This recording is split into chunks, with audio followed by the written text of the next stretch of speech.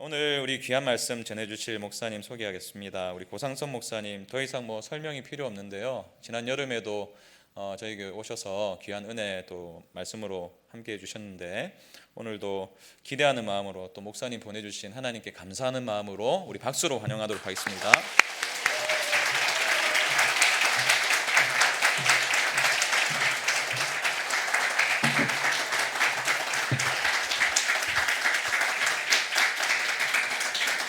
네, 감사합니다. 네. 놀리는 거 아니죠?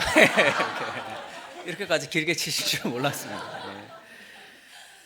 제가 오늘 PPT를 좀 준비했는데요. 오늘 오후에는 세미나가 있습니다. 그래서 세미나 연장선으로 좀 오늘 말씀 듣고 이론을 좀 듣고 실제를 이렇게 오후에 좀 했으면 좋겠는데, 그래서 말씀을 들으시는 분들은 다 오셔야 됩니다. 네. 말씀 같이 좀 볼까요?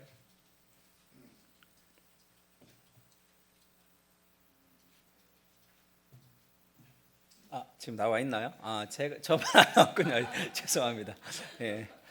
우리 12절부터 히브리서 5장 12절부터 14절까지인데 우리 짧으니까 같이 한번 읽을까요? 잘 보이십니까? 네. 시작.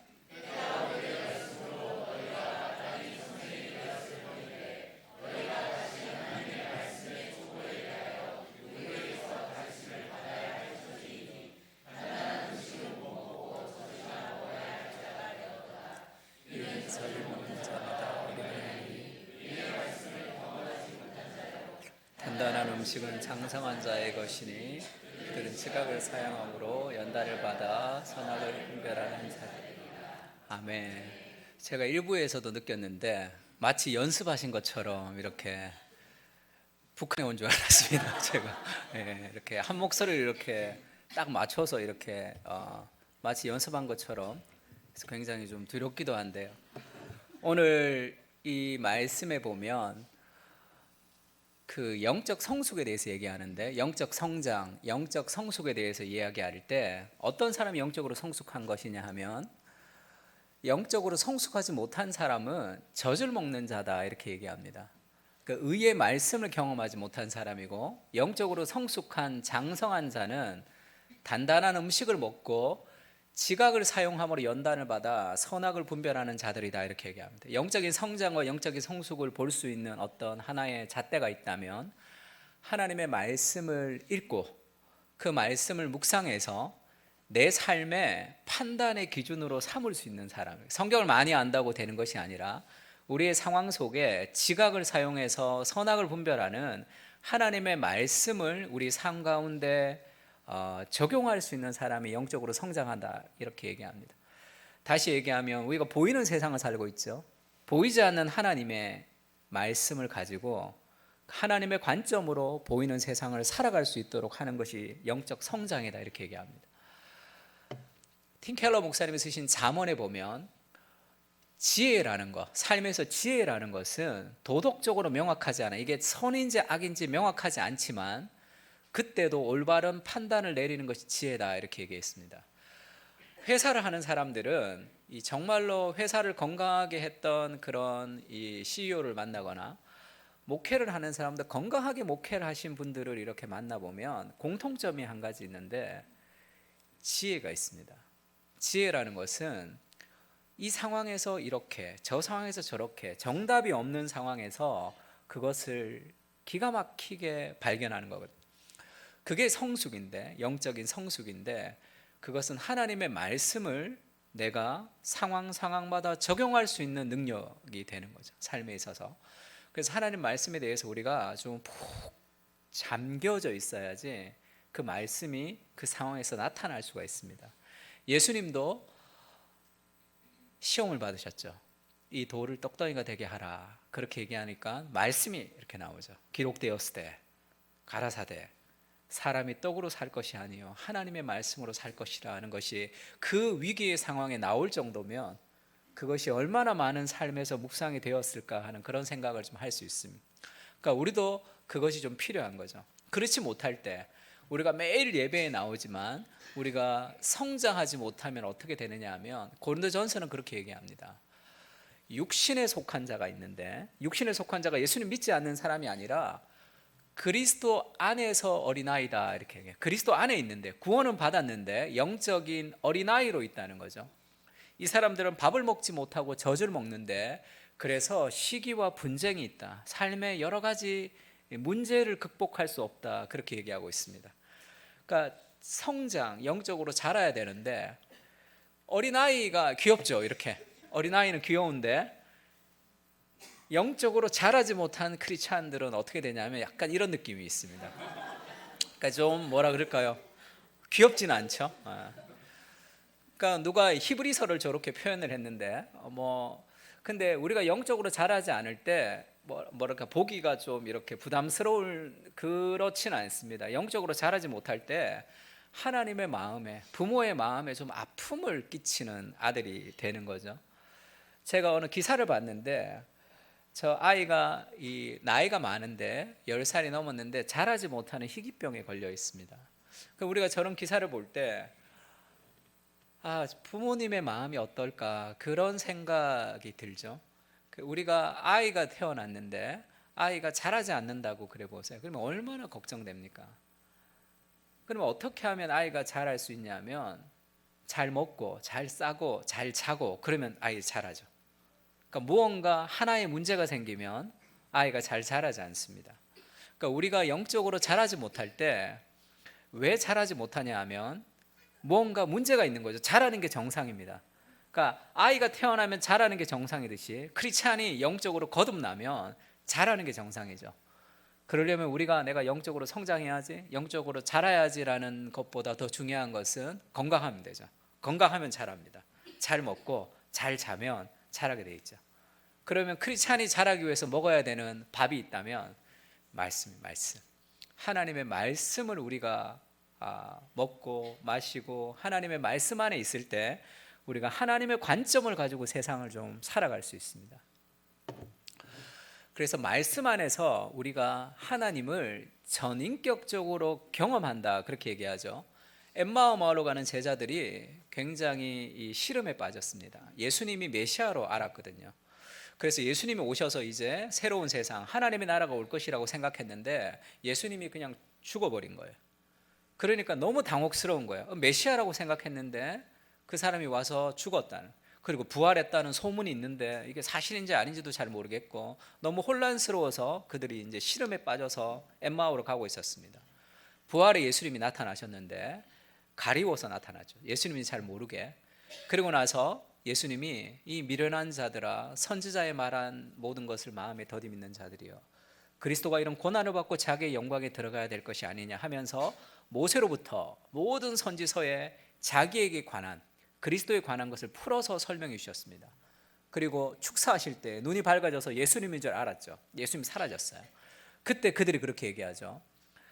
그들이 서로 말하되 길에서 우리에게 말씀하시고 우리에게 성경을 풀어주실 때에 우리의 마음이 뜨겁지 아니하더냐 이렇게 얘기해요. 예수님이 부활의 예수님이 그냥 짠 나타나면 되잖아요. 나 여기 부활했다 나타나면 되는데 예수님이 눈을 가리고 나타나셔서 자기의 육신을 통해서 부활을 설명한 것이 아니라 말씀을 풀어주면서 부활을 증거하셨거든요. 왜 그러냐 하면 예수님이 몸으로 부활을 증거하시기도 했습니다. 근데 예수님이 이 땅에 계시다가 승천하시죠. 이제 시대가 달라지는 거예요. 모두가 달라집니다.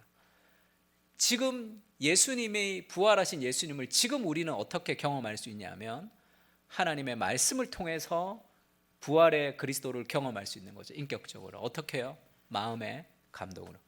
주께서 말씀을 풀어주실 때에 그 마음의 뜨거움을 통해서 우리는 인격적으로 하나님을 만날 수 있습니다. 저도 청년 때 하나님을 인격적으로 만난다 그런 얘기 많이 들었어요. 제가 질문했습니다. 전사님한테. 전사님, 하나님을 인격적으로 만나는 게 구체적으로 도대체 어떻게 만나는 겁니까? 그러니까 이 선 보듯이 이 카페에서 서로 대화하면 처음엔 낯설지만 시간이 지나면 더 깊어진다 그러더라고요. 근데 그거는 보이는 사람이고 보이지 않는 하나님을 인격적으로 만난다는 게 도대체 무슨 말인지 잘 모르겠더라고요.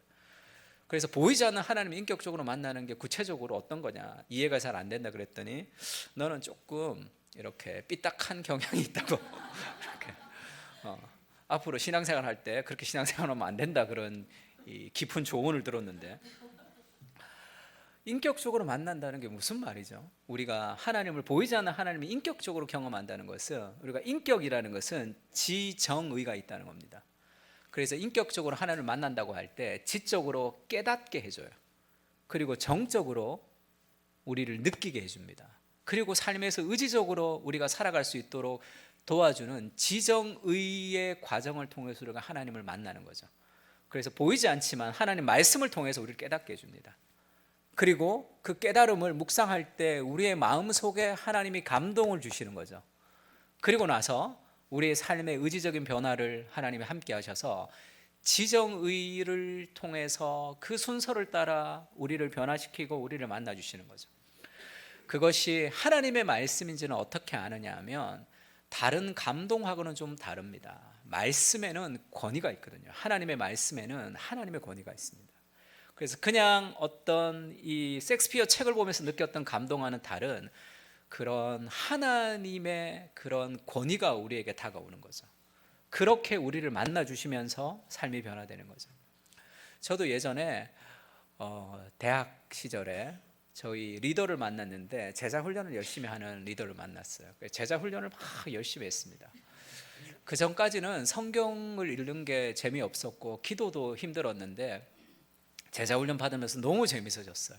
그래서 전도하러 다니고 막 그랬습니다. 토요일마다 노방 전도하러 다니고 너무 행복하게 신앙생활을 했는데 저희 리더가 이제 신대원을 간다고 서울로 가버렸어요. 그러니까 그 당시에 벌써 한 30년 정도 전의 일이니까 너무 마음이 힘들었습니다. 막 훈련을 받고 싶은데 마치 이제 금방 눈을 떴는데 제자 훈련을 딱 1년 했는데 우리 리더가 이제 없으니까 훈련 받을 수 있는 곳이 그때는 지방에는 좀 잘 없었어요. 제자 훈련도 그렇게 많이 알려지지 않을 때라. 그래서 하나님이 어떤 마음을 주셨는데 내가 교회를 서울로 가야 되겠다 이렇게 생각했습니다. 그래서 한 4시간에서 4시간 반 정도 이 고속버스를 타고 갔는데 금요일 날 가서 제 친구가 이 신학교에 기숙사에 있었는데 신학교 기숙사에는 지방으로 이제 전도사님 하시는 신학생들이 있죠. 그러면 금요일 날 나가니까 거기 이 침대가 하나 비었습니다. 그래서 금요일 날 가서 거기서 자고 금요 기도회, 토요일 날 강단 기도회, 전도, 그다음에 주일 날 예배드리고 월요일 새벽에 내려와서 이제 수업을 들었어요. 제가 여러 가지 좀 멍청한 데가 있는데 계산을 잘 못해요. 그래서 내가 이렇게 점심을 좀 아껴가지고 밥을 싸서 반찬 좀 이렇게 뺏어 먹으면 점심값을 아끼면 서울로 갈 수 있겠다 이렇게 생각했어요. 근데 계산을 잘 못해가 반만 계산한 거예요. 그러니까 정말 다 계산해서 못 갔는데, 그러니까 어쨌든 잘못된 저의 이 멍청함으로 하나님이 들어쓰셔서 갔습니다. 가서 이제 내가 서울로 교회를 간다 그랬더니 다 미쳤다 그러더라고요. 저희 어머니가 믿어도 좀 적당히 믿어라 그러더라고요. 근데 다들 한 2달 정도만 다니면 뭐 그만둘 줄 알았는데 아니나 다를까 한 3달 정도 다녔는데 너무 힘든 거예요. 몸도 힘들고 마음도 힘들고 돈도 잘 없고, 그래서 너무 힘들게 왔다 갔다 하던 어느 날에 이렇게 내려오면서 큐티를 했는데 오병이어 기적이 베풀어질 때 그 예수님이 이 기적을 베푼다 그러니까 제자들이 여기 먹을 것이 없고 그들이 돌아가서 먹고 오게 하라 이렇게 얘기합니다. 그 예수님이 그럴 거 없다, 우리가 여기서 기적을 베풀어서 그들을 먹여야 된다 이렇게 말씀하시면서 왜 내가 여기서 기적을 베풀어서 저들을 먹여야 되냐 하면 그 중에는 멀리서 온 자들이 있느니라 그런 말씀하십니다. 예수님이 아시는 거죠. 수많은 군중이 예수님을 따라왔습니다. 예수님이 그 중에 참 멀리서 와서 그냥 집으로 돌아가서 음식을 먹으라 하면 집으로 가지 못하고 기진할 사람이 있다는 것을 예수님이 아시거든요. 그래서 그들에게 예수님이 오병이의 기적을 베푸는 그런 장면이 있습니다. 그 중에 멀리서 온 자들이 있느니라 라는 구절을 읽는데 성경의 그 구절이 막 튀어나와서 내 가슴에 이렇게 뭔가를 새기는 것처럼 그런 마음이 들었습니다. 하나님이 내가 참 멀리서 예배를 드리러 오는 것을 아시는구나 라는 그것이 내 안에 정말 많은 위로가 됐어요. 근데 신기한 것은 아무것도 달라진 게 없습니다. 몸은 여전히 힘들었고 돈은 여전히 없었고 아무것도 달라진 것이 없었지만 매주 은혜가 넘쳤던 것 같아요. 저의 어떤 신앙의 상태를 돌아보면 그 시절이 제일 행복했던 것 같습니다. 올라오고 내려갔던 그 많은 상황 속에 매주 예배를 들어올 때 느끼는 그런 은혜가 있는 거죠. 하나님이 말씀을 통해서 내게 하나님의 마음을 전해주셨다고 생각합니다. 뭔가 달라지지 않아도 하나님의 말씀이 우리에게 관점을 바꿔주는 거죠. 시편에 보면 다윗이 그렇게 얘기합니다. 주께서 고난 중에 우리를 회복시킬 때 주의 말씀을 보낸다, 이렇게 얘기해요. 말씀을 보내면 안 되죠. 지금 환경이 어려운데 말씀 보내서 뭐 합니까? 하나님의 말씀을 보내서 하나님이 나와 함께 계시다는 것을 확신하면 문제가 달라 보이죠. 도저히 감당할 수 없는 시험 같은데 하나님이 말씀을 보내주시는 거죠. 사람이 감당하는 시험밖에는 너희에게 당한 것이 없다. 하나님이 미쁘사 너희가 감당하지 못할 시험 당함을 허락지 아니하시고 시험 당할 즈음에 피할 길을 내사 너희로 능히 감당하게 하시느니라. 그 말씀이 온단 말이에요. 그럼 힘들지만 내가 감당할 수 있는 것이 아니라 하나님이 나와 함께 하셔서 내가 이 일을 감당할 수 있겠다는 그 삶의 확신이 오는 거죠. 관점이 바뀌는 거예요. 우리는 보이는 세상과 보이지 않는 세상이 있습니다. 보이는 세상이 너무 커 보이지만 우리가 말씀을 묵상한다는 것은 보이지 않는 세상에 계신 하나님의 역사가 우리를 통해서 이 세상의 한가운데로 나타나는 거예요. 그것이 영적인 성숙의 한 걸음이다, 이렇게 얘기합니다. 그래서 이런 지적인, 정적인, 의지적인 과정, 오후에 오시면 자세히 안내해 드리겠습니다.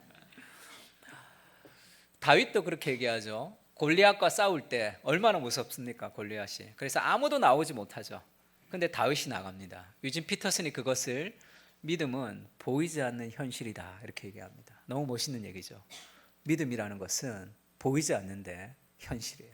눈에 보이는 골리앗이 더 현실입니까? 눈에 보이지 않는 하나님이 함께 하시는 것이 더 큰 현실입니까? 뭐가 더 가깝냐에 따라 인생은 관점이 달라지는 거죠. 말씀을 묵상한다는 것은 수많은 골리앗이 서 있는 세상의 한가운데 하나님이 내 가까이 있다는 것을 확인하는 거죠. 그래서 그 하나님과 함께 있는 그 삶의 어떤 안정감을 가지고 무언가를 시작할 수 있습니다. 그 믿음의 눈을 하나님 우리에게 말씀을 통해 주시는 거죠. 그래서 저는 말씀을 묵상한다는 거, 아까 큐티 하십니까? 이렇게 인사하니까 저는 잘 몰랐어요. 큐티 하십니까를 큐티 하십니까? 이렇게 귀엽습니까? 이렇게 들었어요. 그래서 깜짝 놀랐습니다. 그래서 큐티 하면 이렇게 좀 젊어지는 것 같습니다. 뭐든지 좀 새로워지죠. 하나님의 말씀을 묵상한다는 것은 나니아 연대기에 보면 나니아의 옷장을 열면 나니아의 세상이 펼쳐지죠. 나니아의 세상이 열지 못한 사람은 눈에 보이는 세상만 살아갑니다. 하나님의 말씀에 열면 보이지 않는 하나님의 세계가 펼쳐지거든요. 그 하나님을 우리의 역사의 현실로 초대해서 내 삶을 통해 하나님의 역사가 나타나는 것, 그것이 신앙 아닙니까? 그렇지 않으면 보이는 세상 가운데 걱정과 두려움과 근심과 불안과 그렇게 우리가 쫓기듯이 살아갈 수밖에 없는 거 아니겠습니까? 목사님 너무 바빠서 말씀 묵상할 시간이 없습니다. 그 말도 맞죠. 너무 바쁘게 살아갑니다. 근데 바쁘고 힘들기 때문에 하나님이 우리와 함께 하셔야지만 우리가 그 일들을 다 감당할 수 있는 거죠. 보이는 세상 속에 보이지 않는 하나님이 계신데 말씀을 펼치면 그 두 세계가 연결되는 거죠. 하나님이 우리의 인생을 통해서 내 삶 가운데 하나님의 관점을 보여주는 겁니다. 제가 참 좋아하는 말씀인데 예레미야 말씀에 이런 말씀이 있습니다. 같이 한번 읽어볼까요? 만일 시작.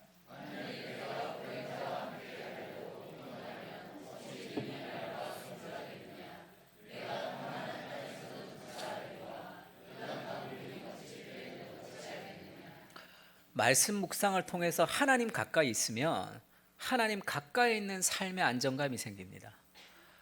그래서 내가 너희를 보내면 이리 때 가운데 양을 보낸 것 같도다, 이런 말씀하죠. 우리가 직장에 나가면 어떻습니까? 이리때가 득실득실한 직장의 현실, 또 세상의 현실 속에 우리가 참 연약한 것 같을 때가 있죠.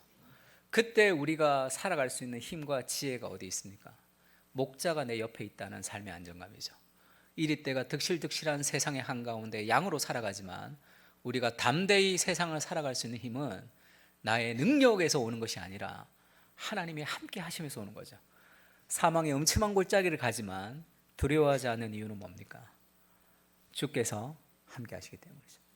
그것을 더 가까이 생생하게 누리는 것, 그것이 하나님의 말씀을 묵상할 때 생기는 삶의 어떤 안정감이죠. 예레미야가 불평이 많았습니다. 하나님, 세상을 보니까 너무 힘듭니다. 왜 악인들이 잘 되고 선한 사람들이 안 됩니까? 내 인생이 왜 이렇게 힘듭니까? 그렇게 막 불평할 때 하나님이 그렇게 얘기하세요. 얘야, 네가 보행자와 함께 달려도 피곤하면 어찌 능히 말과 경주하겠느냐. 너 그걸로 좀 힘들어하지 마라. 너는 내가 함께 할 것이다. 그래서 보행자와 함께 달려도 피곤한 인생이 아니라 말과 경주에서 승리하는 인생으로 내가 너를 만들어 갈 것이다.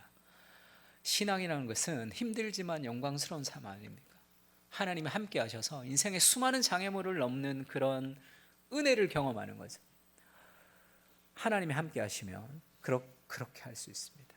엘리야를 보면 엘리야가 850대 1의 싸움에서 싸우고 나서 이 먹구름이 막 몰려올 때가 있었죠. 비를 달라고 기도할 때 먹구름이 막 몰려올 때 아합 보고 먼저 내려가라 그러죠. 마차를 타고 먼저 내려가라. 빗 소식이 있다. 그러면서 그 자신의 기도에 응답하셔서 하나님이 비를 내려주십니다. 그러니까 얼마나 감격스러웠을까요? 제가 좋아하는 오카나 목사님 설교 중에 빗속을 달리는 엘리야 이런 설교가 있었습니다. 그 자기의 기도에 응답한 그 하나님 앞에 너무 감사했겠죠. 비를 맞으며 성경에 보면 엘리야가 성령이 임해서 아합보다 앞서 달렸더라. 마차보다 더 빨리 달리는 거죠. 그 하나님의 성령의 능력이 임해서 마차보다 더 빨리 막 달리면서 그 감사와 감격의 소리를 지르는 그 엘리야의 모습이 있습니다. 하나님 우리를 그런 인생으로 만들고 싶은 거죠. 보행자와 함께 달려도 피곤하면 어찌하겠느냐. 내가 너와 함께해서 말과 달려 경주하는 인생으로 너를 만들어 가겠다.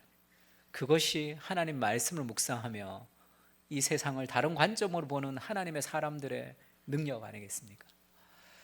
그러려면 우리가 어떤 과정을 거쳐야 되냐면 우리가 말씀을 읽으면 은혜가 막 되면 얼마나 좋겠습니까? 그러면 매일 말씀 보겠죠. 근데 말씀을 읽으면 은혜가 안 될 때도 있고 힘들 때도 있고 부부싸움 할 때 또 큐티 안 하고 싶을 때도 있고 막 그렇죠. 그런 수많은 과정 속에서 하나님의 말씀을 묵상하면서 우리가 살아가는 거거든요. 그래서 영적으로 정말로 깊어지려면 리그 워렌이 그런 얘기했습니다. 영적으로 대가가 되기 위해서는 세 가지가 필요하다는 거예요. 첫째, 반복. 둘째, 반복. 셋째, 반복이다. 이렇게 얘기했어요. 매일의 일상의 삶에서 꾸준히 하는 겁니다. 그래서 말씀 묵상은 같이 한번 읽어볼까요? 말씀 묵상은 시작. 샤워하지 않아도 살긴 살죠. 목숨은 위태롭지는 않습니다. 근데 그 사람 옆에 가면 어떻게 되죠? 냄새가 나요. 마찬가지예요. 말씀이 없는 사람들의 생각은 세상적인 생각으로 가득 찹니다. 제가 부목사를 강남에 있는 아주 큰 교회에서 부목사를 했습니다. 그때 청년부를 맡았는데 청년들도 아주 숫자가 많았어요. 그러니까 유학을 가는 청년들이 굉장히 많았습니다. 벌써 한 18년 정도 전이니까 유학을 갔다가 지금은 돌아와서 이 직장을 잡는 사람들이 많아요. 그러니까 유학 갔다 돌아오면 이제 목사님 만나고 싶다 그래서 만나는 경우가 많습니다. 근데 10명 중에 한 8명은 만나고 나면 제가 마음이 좀 답답해요. 교수도 됐고 의사도 됐고 원하는 것을 유학을 가서 잘 공부를 해서 왔습니다. 근데 대화를 해보면 세상적이에요. 10년을 유학을 갔는데 거기서 공동체가 잘 없잖아요. 그래서 공동체가 없는 곳에서 공부하고 살아가면서 신앙적으로 굉장히 이렇게 힘들어지는 경우가 있습니다. 그러니까 그런 생각을 좀 해봤어요. 똑똑한 사람이 얼마나 많습니까? 실력 있는 사람도 많고 능력 있는 사람도 많습니다. 근데 그것이 우리의 목표가 되면 그 어떤 것도 하나님의 역사가 나타나진 않는 거죠. 인간적인 노력 정도로만 살아갈 수 있습니다. 우리가 실력 있고 능력 있고 똑똑한 사람의 목표가 아니라 하나님이 함께 하시는 사람이 목표가 되지 않겠습니까? 삶에 저 사람은 하나님이 함께 하시는구나. 그것이 삶의 능력이죠. 성경에 보면 세례 요한이 등장할 때 그렇게 얘기합니다. 로마의 황제, 그 다음에 제사장, 본디오 빌라도가 총독이었을 때, 분봉왕 누구누구였을 때 수많은 세계사의 인물들을 거론하고 하나님의 말씀이 빈들에 있는 요한에게 임하니라. 하나님의 역사는 하나님이 함께 하시는 무명의 사람을 통해서 이루어지는 거죠. 삶에 있어서. 그래서 말씀 묵상한다는 것은 샤워하는 것, 조율하는 겁니다. 그러니까 늘 이 음을 조율하지 못하면 아무리 좋은 악기도 아름다운 소리를 낼 수 없죠. 날마다 하나님의 말씀을 묵상하면서 내 삶을 조율한다는 것은 나는 내 힘으로 살아갈 수 없습니다라는 삶의 겸손한 고백이 되는 거죠. 그래서 J.I. 패커가 기도라는 책에서 기도를 Through duty to delight 이렇게 표현했습니다. 의무를 지나서 기쁨으로 가는 길이다. 정말로 기쁨에 기도가 깊어지려면, 말씀이 깊어지려면 깊어지지 않는 단계를 거쳐야지 깊어지는 거죠. 제가 처음 수영 배울 때 자꾸 물만 먹는 거예요. 그래서 나는 안 되나 보다. 그러니까 저희 강사님이 안 되는 거 없다, 다 뜬다. 한 명도 자기가 가르친 사람 중에 그렇게 안 되는 사람 없다 그러더라고요. 사람들이 이렇게 자유롭게 이렇게 왔다 갔다 하는 게 너무 부러웠어요. 어떻게 그 단계를 갈 수 있죠? 계속 물 먹고 콜록콜록 하는 과정을 거쳐야지만 가는 거죠. 사이먼 시네익이라는 사람이 왜 일하는가, 인피니트 게임 이런 책을 쓴 사람인데, 왜 MZ세대, 왜 젊은 사람들이 요즘 일을 잘 못하는가, 왜 성공하지 못하는가를 좀 신랄하게 이제 표현한 적이 있는데, 그런 얘기 한번 했어요. 젊은 사람들이 직장에 오면 대부분의 젊은 사람들은 직장을 힘들어한대요. 왜 직장을 힘들어하느냐 그러면 직장이 싫대요. 왜냐하면 의미 있는 일을 하고 싶다 이렇게 얘기한답니다. 근데 의미 있는 일을 하고 싶어 하면서 공짜밥을 좋아한다 이렇게 얘기하던데, 의미 있는 일을 인생 가운데 하려면 의미 없어 보이는 지루하고 힘든 과정을 거쳐서 의미 있는 일이라는 게 오는 거죠. 직장에 신입사원으로 들어갔는데 의미 있는 일이라는 것이 갑자기 어떻게 떨어집니까? 영적인 성숙도 마찬가지예요. 듀티, 의무를 통해서 기쁨으로 가는 길입니다. 제가 예전에 맥체인 성경 읽기를 4년 동안 저희가 쓴 적이 있는데, 성도들이 어렵다 그러더라고요. 맥체인 성경 읽기 어렵다 그래서 제가 해설을 하루에 한 장씩 쓰기 시작했습니다. 한 3개월 쓰니까 너무 힘들더라고요. 그거를 써서 한 달에 하나씩 이렇게 주려고 했더니 한 달에 한 3일을 밤을 새야 돼요. 그래서 12월쯤 돼서 1년 쓰고 이제 안 써야 되겠다 생각했더니 생전 얘기 안 하다가 그때 12월쯤 되니까 너무 좋았다는 거예요. 2년 썼습니다. 2년 쓰고 다시는 안 쓰려고 그랬는데 3년 쓰고는 정말 안 쓰려고 그랬어요. 3년 쓰고는 도저히 안 되겠다 했는데 4년이면 66권이 다 끝나거든요.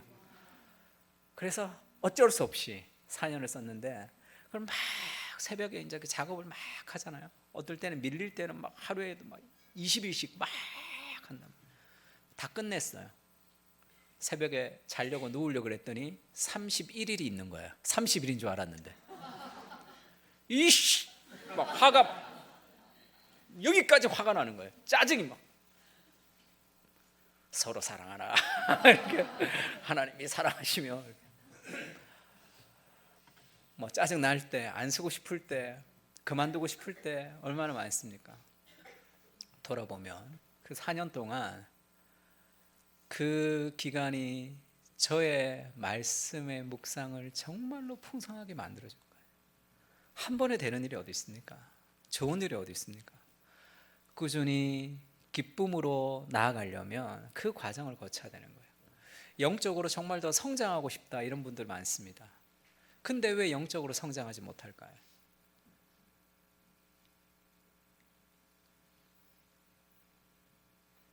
내가 그만큼만 원했기 때문에, 정말로 원했으면 대가를 지불하게 되어 있습니다. 우리가 의무를 지나서 기쁨으로 가는 거죠. 하루하루의 삶이 좀 힘들지만 내가 그 의무를 지나서 내가 기쁨으로 가는 그것을 좀 꿈꾸면서, 좀 힘들고 어렵지만 그 과정을 통해서 말씀이 우리 삶 가운데 정착이 되면 좋을 것 같습니다. 습관이 되려면 어떻게 습관이 되어야 되냐면, 제가 아주 작은 습관의 힘이라는 책을 제가 지난주에 읽었는데 재밌는 얘기를 좀 제가 들었습니다. 우리가 뭔가를 변화시키고 싶으면 자기 외부를 변화시키려고 한다는 거예요. 그럼 잘 변화가 안 된대요. 그러면 이 시스템을 변화시켜야 된다 이런 얘기를 많이 하죠. 시스템이 변화되면 자연스럽게 변화되니까. 근데 시스템의 변화도 참된 변화가 아니라는 거예요. 정말로 삶을 변화시키고 싶으면 정체성이 변화돼야 된다는 거예요. 그래서 살을 빼고 싶으면 건강을 위해서 살 빼야지 해서 안 되고, 나는 어떤 존재라는 그 존재가 바뀌면 그러면 살이 빠진다는 거예요. 공주처럼 행동하는 사람은 자기가 공주인 줄 알잖아요. 그래서 그렇게 행동하는 거 아니에요. 그래서 그 정체성을 바꿔야지 삶이 바뀐다 이렇게 얘기합니다. 근데 그래도 저건 일반서적이니까 정체성을 자기 스스로 바꾸는 것은 쉽지가 않아요. 내가 아무리 나의 정체성을 바꾸려 해도 바뀌지 못하는 것이 인간이죠. 그럼 정말 참된 습관이 바뀌면 정체성이 바뀌어야 되는데, 정체성의 변화는 말씀 안에 있습니다. 성경을 보면 하나님이 이렇게 말씀하시는 구절이 있죠. 야곱아, 너를 창조하신 여호와께서 말씀하신다. 이스라엘아, 너를 지으신 이가 말씀하시느니라. 너는 두려워하지 말라. 내가 너를 구속하였고 내가 너를 지명하여 불렀나니 너는 내 것이라. 네가 물 가운데 지날 때가 있을 때, 그러나 그것이 너를 침몰하지 못할 것이다. 네가 불 가운데 지날 때에도 그 불꽃이 너를 사르지도 못할 것이다. 인생에서 우리가 여러 가지 물 가운데 지날 때, 불 가운데 지날 때가 있겠죠. 그때도 우리가 그것이 우리를 넘어뜨리지 못하는 이유가 뭡니까? 온 세상을 창조하셨던 그 하나님께서 우리를 돕고 우리를 사랑하시고 우리의 자신의 목숨보다 우리를 더 귀중하게 생각해서 너는 내 것이다 이렇게 말씀하시죠. 그것이 우리의 정체성이에요. 우리는 하나님의 것입니다. 세상 가운데 살아가지만 우리는 하나님의 것으로, 빛으로 소금으로 살아가는 그 삶의 정체성을 확인할 때 우리가 그 사랑 안에서 여러 가지 삶의 변화가 일어나는 거죠. 켈빈이 기독교 강요에서 그런 얘기함을 한 적이 있습니다. 경건한 사람은 지옥의 심판이 없어도 하나님의 말씀에 순종한다 이렇게 얘기했습니다. 왜 심판이 없어도 말씀에 순종하냐면 그들은 하나님의 마음을 아프게 하고 싶지 않기 때문이다 이렇게 얘기했어요. 하나님의 사랑을 깊이 받은 사람은 죄를 이깁니다. 왜냐하면 하나님의 마음을 아프게 하고 싶지 않거든요. 그 거룩한 정체성, 하나님의 사랑받는다는 그 정체성이 우리의 삶에 어떤 변화를 이끌어내는 거죠. 근데 세상은 어떻게 얘기합니까? 제가 알뜰신잡이라고 그 프로그램에서 무인도로 갈 때 가지고 갈 책이 뭡니까? 그러니까 거기 프로에 나온 어떤 분이 칼 세이건의 코스모스라는 책을 나는 무인도에 갈 때 가지고 가고 싶다 이렇게 하더라고요. 그 책이 자기가 굉장히 감동을 받았다는 거죠. 그 책의 요지는 뭐냐면 온 우주를 보면 지구는 한낱 먼지에 불과하죠. 우주에. 그 중에 대한민국은 뭐 더 그렇겠죠. 그 중에 너, 그 중에 나, 먼지만도 못한 존재죠. 그러니 아동바동 싸우며 살지 마라. 인생은 우주의 먼지 같은 존재다. 그렇게 얘기해서 겸손을 배웠다 이렇게 얘기하더라고요. 저는 그렇게 생각 들었습니다. 그분은 돈도 있고 좀 그래도 잘 사니까 내가 한낱 먼지 같은 존재다라는 것으로 겸손을 배우지만, 하루하루 살아가는 사람들에게 당신은 먼지 같은 존재야 그러면 겸손을 배우겠습니까? 삶이 무너지지. 그리고 결국 온 우주에 너는 먼지 같은 존재야 라는 것에 인생의 의미가 어디 있어요? 그리고 우리 무슨 의미를 가지고 살아갑니까? 성경은 우리를 그렇게 얘기하죠. 온 우주보다 네가 더 귀한 존재라. 내 목숨보다 더 소중한 존재다. 그래서 네 인생은 이대로 끝나지 않는다. 하나님이 너를 통해서 아름다운 일들이 이룰 것이라는 그 삶의 확신, 그 정체성의 확신을 성경을 통해서 우리가 얻는 거죠. 그때 삶이 바뀌는 겁니다. 그것이 먼저예요. 하나님의 말씀을 통해서 내 삶의 정체성의 변화가 일어나면서 우리는 새롭게 됩니다. 삶에 있어서. 이사야서에는 이런 말씀이 있죠. 내 생각은 너희 생각과 다르다. 우리가 인간적인 생각으로 살아가는 것과 하나님의 말씀을 따라 살아가는 건 너무 다릅니다. 내 생각은 너희 생각과 달라서 내 길은 너희 길과 다른데 하늘이 땅보다 높은 같이 내 길은 너희보다 높고 내 생각은 너희 생각보다 높다는 거예요. 그러니까 내 방식대로 살아가는 것보다 하나님의 말씀을 따라 살아가는 것이 그렇게 보이지 않지만 가장 행복하게 살아가는 길인 거죠. 비와 눈이 하늘로부터 내려서 그리로 되돌아가지 않고 땅을 적서 소출이 나게 하며 싹이 나게 하며 파종하는 자에게 종자를 주며 먹는 자에게 양식을 줌같이 내 입에 나가는 말도 이와 같이 헛되이 내게로 돌아오지 아니하고 나의 기뻐하는 뜻을 이루며 내가 보낸 일을 형통합니다. 하나님의 말씀은 인간의 말과 달라서 비가 내리면 비가 그대로 올라가지 않죠. 비가 내리면 그것이 거름에 쌓여서 열매가 맺고 꽃이 핍니다. 비가 내리면 그냥 돌아가지 않고 그것이 열매 맺는 것처럼 하나님의 말씀은 그냥 돌아가지 않는다.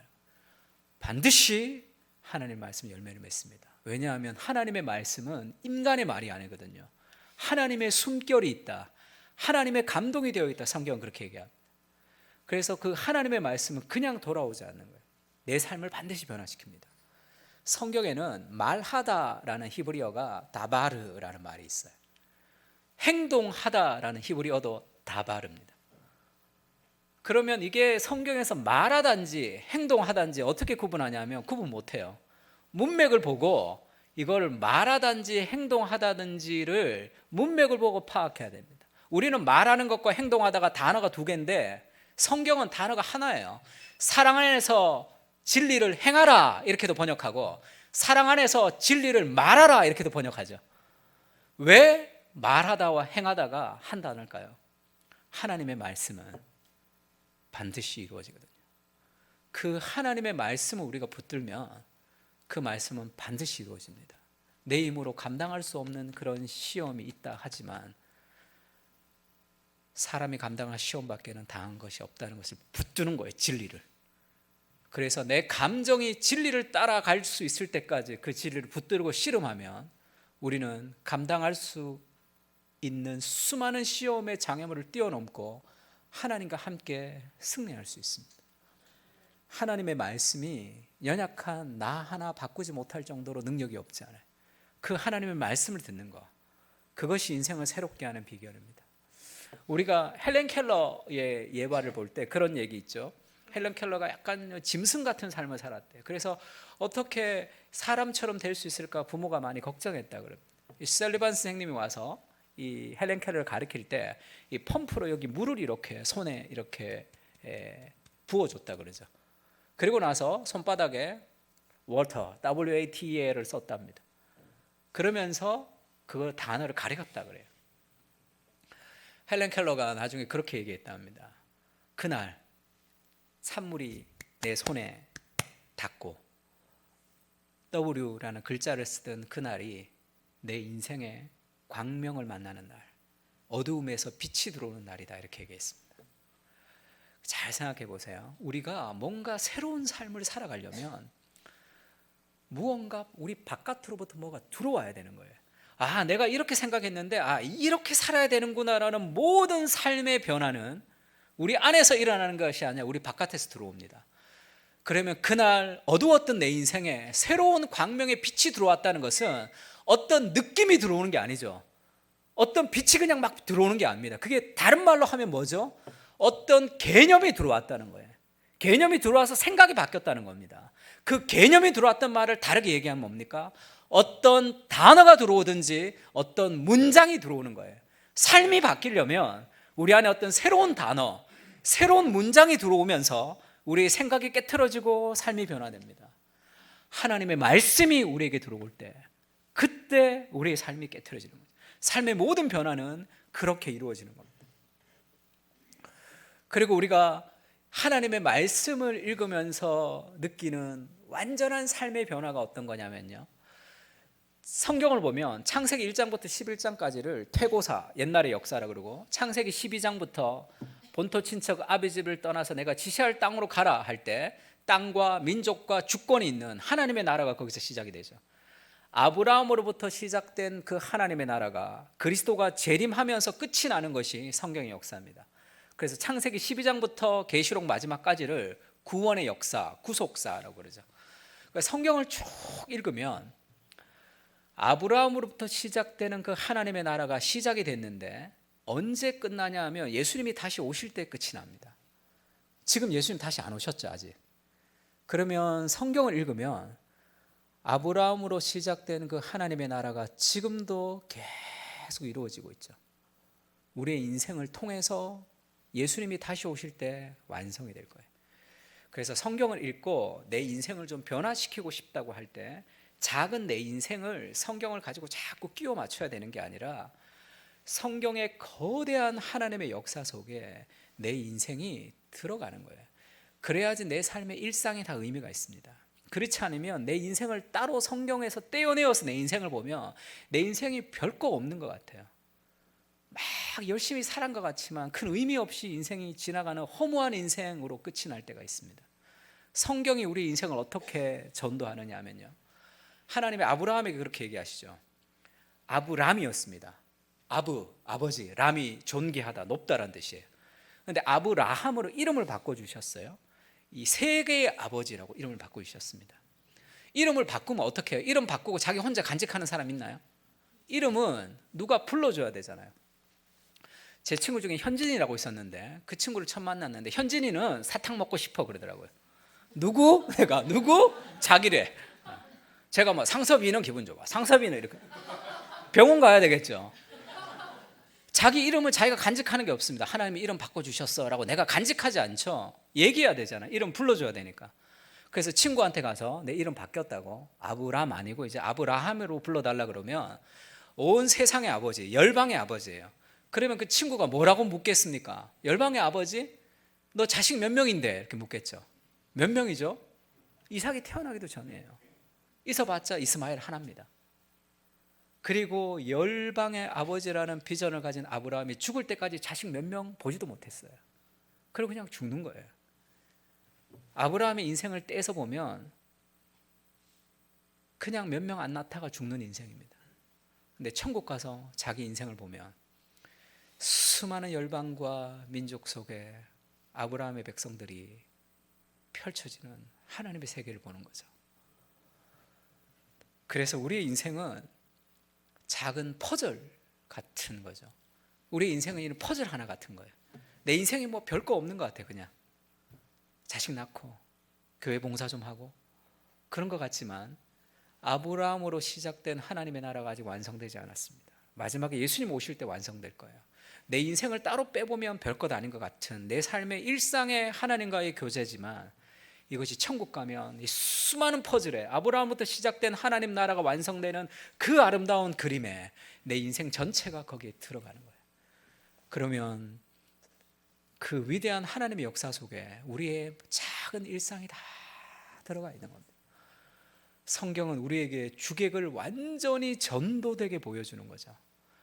우리가 하나님 말씀을 묵상하며 살아가는 것이 뭔가 특별한 일들이 내 삶에 일어나지 않지만 우리 일상 뒤에 흐르는 그 하나님 나라 속에 우리의 일상은 아름답게 사용이 되고 있는 거예요. 그래서 성경을 보면 그냥 아브라함의 이야기예요. 그냥 평생의 이야기 중에 몇 개가 그냥 쓰여져 있을 뿐입니다. 다윗의 이야기예요. 그냥 룻의 이야기입니다. 그냥 외국인 노동자로 와서 박스 줍다가 결혼하고 자식 낳고 그냥 죽은 거예요. 그러나 이 원대한 성경의 스토리 안에서 자신의 인생을 보면 사사시대를 끝내고 왕정시대를 이어가는 그리스도가 오시는 그 위대한 사역에 자기의 작은 인생이 아름답게 사용되는 거죠. 그냥 인간의 이야기가 가득한 성경이지만 그 성경을 통해서 그 뒤에 흐르는 하나님의 역사가 있다는 것을 우리가 깨닫게 됩니다. 우리가 하나님의 말씀을 묵상하면 그것이 완전히 전복이 되는 거죠. 내가 눈에 보이는 세상에서 내 인생이 여기서 어떻게 살아갈까 같은 그런 퍼즐 조각 하나지만 하나님의 말씀을 묵상하면 작은 내 인생의 일상 속에 거룩한 하나님 나라가 흐르고 있는 거죠. H마트에 가서 울다라는 소설이 있는데요. 그 소설 보면 미국 여자예요. 미국 여자, 딱 얼굴이 미국 사람같이 생겼습니다. 아버지는 미국 사람이고 어머니는 한국 사람이에요. 그러니까 한국인 어머니 밑에서 큰 사람이니까 고추장, 된장 이런 걸 먹인 거예요. 그래서 미국에서 컸는데 이 엄마가 이제 돌아가셔서 엄마가 너무 그립단 말이에요. 엄마가 보고 싶을 때마다 H마트라고, 미국의 한인마트, 한아름마트라고 있죠. H마트에 가서 운다는 거예요. 왜 H마트에 가서 울까요? 엄마가 해준 반찬 먹고 싶어서? 뭐 그것만은 아니겠죠. H마트에 가면 엄마가 해준 반찬 때문에 엄마가 생각나는 거죠. 엄마의 사랑을 생각할 때 그 깊은 사랑이 어디서 이루어지냐 하면 매일매일 반복되는 식탁에서 이루어지는 거죠. 콩나물 안 먹고 싶다고 덮어 엎고, 뭐 엄마가 먹으라 그럴 때 안 먹고 했던 그런 수많은 삶의 일상이 깊은 사랑과 정이 흐르는 거죠. 저희 아들도 초등학교 1학년 때 글짓기를 하나 해왔는데 그런 글짓기를 해왔습니다. 엄마는 요리를 잘하고 아빠는 장난감을 잘 고치고 나는 우리 집 귀염둥이, 이렇게 글짓기를 해왔어요. 제가 얘가 논리적이지 않네. 엄마가 요리를 잘하고 아빠가 장난감 잘 고치면 나는 축구를 잘하고 이래야지 뭐가 문맥이 맞잖아요. 얘가 누구 닮았지? 제가 그렇게 얘기했어요. 저희 아내가 굉장히 감동받았어요. 그 글짓기에. 그 다음부터 요리에 진심이었습니다. 우리 아내가 요리를 잘 못했거든요. 그러니까 요리를 잘했다고 칭찬해 줘서 요리를 한 게 아니라 저한테 그렇게 해석해 줬어요. 엄마가 요리를 잘하고 아빠가 장난감을 고치는데 왜 자기는 우리 집의 귀염둥이냐. 저희 아내가 엄마가 요리해 주고 아빠가 장난감을 고치는 그 삶의 일상에서 사랑을 느끼기 때문이다, 그렇게 얘기했습니다. 특별한 이벤트가 우리에게 어떤 의미를 주는 게 아니라 엄마가 요리하는 삶의 일상, 아빠가 장난감을 고쳐주는 그 하루하루의 아무 의미 없는 삶의 일상 속에 깊은 사랑을 느껴가는 거죠. 우리가 반복적으로 읽는 하나님의 말씀, 읽고 싶을 때도 있고 안 읽고 싶을 때도 있고 졸릴 때도 있고 수많은 그 삶의 일상의 반복을 통해서 하나님의 말씀을 묵상하고, 그것이 내 인생에 뭐 기적 같은 일들이 막 일어나지는 않을 수 있지만 우리가 하나님의 말씀을 묵상하는 그 작은 일상 뒤에 하나님 나라가 흐르고 있는 거죠. 우리의 삶의 작은 순종이 천국에서 우리의 인생을 돌아보면 내 인생 뭐 큰 의미 없이 살아가는 것 같지만 아브라함부터 시작된 원대한 그 하나님의 나라에 하나님 우리를 동참시키는 거죠. 너가 없었으면 이 위대한 하나님 나라의 작품이 완성되지 못했을 것이다 말씀하시는 그 주객이 전도되는, 보이지 않는 세상 속에 흐르는 그 원대한 하나님 나라가 우리 가운데 흐르고 있다는 것을 우리가 말씀을 묵상하면서 깨달아지는 거죠. 보이는 세상이 있고 보이지 않는 세상이 있습니다. 짧게 살아가는 100년의 인생이 있고 영원한 하나님 나라가 흐르고 있는 거예요. 하나님의 말씀은 우리에게 무엇이 더 생생한 현실인지를 우리에게 보여주는 거죠. 말씀을 펼쳐서 태초로부터 계신 그 원대한 하나님의 세계가 우리에게 들어오는 거죠. 그런 주객이 전도되는, 눈이 변화되는 하나님의 관점이 하나님의 말씀을 통해서 우리에게 전해지는 그런 삶이 되었으면 좋겠습니다. 기도하겠습니다. 하나님 감사합니다. 보이는 세상 속에 바쁜 현실을 살아갑니다. 하나님 말씀을 묵상할 시간도 없이 살아가는 현실을 쫓기듯이 살아갈 때도 많습니다. 그러나 하나님의 말씀을 펼치면 보이지 않는 또 다른 세상이 이 땅 가운데 더 생생하게 펼쳐지고 있다는 것을 우리가 알 수 있습니다. 영원한 하나님의 세계가 펼쳐집니다. 좁은 내 인생, 내 작은 퍼즐을 조금 더 크게 하기 위해서 애쓰는 인생이 아니라 내 인생을 들어서 사용하시는 하나님의 관점을 회복할 수 있게 주님 도와주십시오. 오병이어 같이 작은 내 삶이지만 예수 그리스도의 손에 사용되면 5천 명도 더 먹이는 능력을 나타낼 것입니다. 보이는 세상 속에서 보이지 않는 하나님과 가까이 계시며 하나님의 관점을 가지고 살아가는 주객이 전도되는 진정한 믿음의 현실을 누리고 살아가는 우리가 될 수 있도록 은혜를 베풀어 주시옵소서. 축복하고 모든 말씀을 오늘도 우리에게 말씀하시고 역사하시는 예수 그리스도 이름으로 기도합니다.